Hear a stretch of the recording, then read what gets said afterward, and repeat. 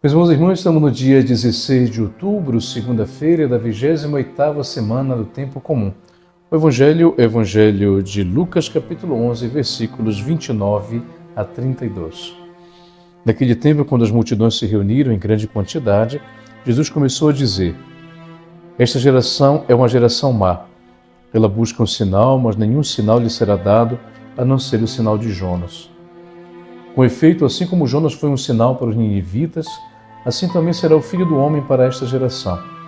No dia do julgamento, a Rainha do Sul se levantará juntamente com os homens desta geração e os condenará, porque ela veio de uma terra distante para ouvir a sabedoria de Salomão. E aqui está quem é maior do que Salomão.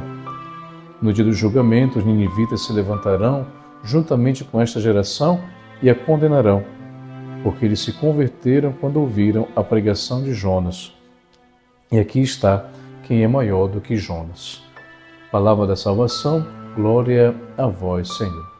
Meus irmãos e irmãs, nós estamos iniciando uma nova semana. Sempre bom iniciarmos a semana. Você que escuta os evangelhos já cedo, inclusive muitos relatos de pessoas que dizem: Padre, eu começo a jornada e já escuto o evangelho, aproveito a sua meditação para também fazer a minha meditação. Então isso é muito bom. Muito obrigado, até inclusive pela receptividade que o evangelho e as reflexões que faço estão tendo. São apenas um caminho, apenas um instrumento, porque o Espírito Santo pode falar também diretamente ao seu coração e à sua vida também. E você pode ter as intuições próprias que Deus quer falar para a sua vida de uma forma específica.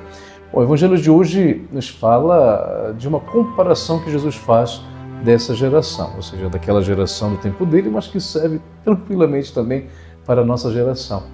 Vocês já perceberam que muitas vezes, com a cultura que nós estamos vivendo e hoje acompanhando da imagem, o desenvolvimento da tecnologia, inclusive se fala hoje já de inteligência artificial, ou seja, uma inteligência criada que pode servir para justamente nos reproduzir realidades que muitas vezes nós tínhamos somente na nossa imaginação e nossos pensamentos, e agora se tornam realidade às vezes até sem a intervenção dos nossos sentidos, poderíamos assim dizer, como produção, mas como receptividade. Hoje nós podemos ter acesso a tudo isso. E muitas vezes também nós podemos transferir para a nossa experiência de Deus, para a nossa experiência religiosa. Em que sentido, Padre? No sentido de que muitas vezes eu peço a Deus alguma coisa e quero um sinal. E se esse sinal não me for dado, eu não acredito em Deus, Deus não existe, então eu estou jogando minhas palavras fora quando eu fico rezando e rezando e não acontece nada na minha vida. Ou seja, muitas vezes colocarmos Deus na parede e poder dizer: faz aquilo que eu quero, porque se não fazes aquilo que eu quero ou aquilo que eu peço, então tu não és Deus.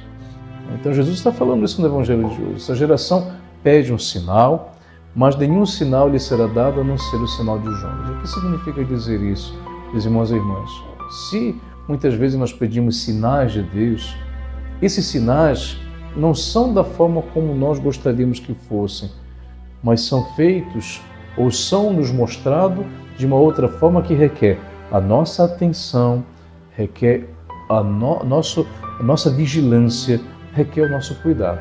Muitas vezes esses sinais podem ser sinais simples, que podem vir por meio de pessoas, de situações que nos façam pensar: Deus me falou e eu não percebi.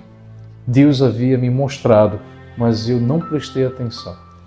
Então, meus irmãos e irmãs, uma das formas também que muitas vezes nós temos de entender a presença de Jesus, a presença de Deus na nossa vida, é também por meio dessa forma que nós estamos aqui agora fazendo.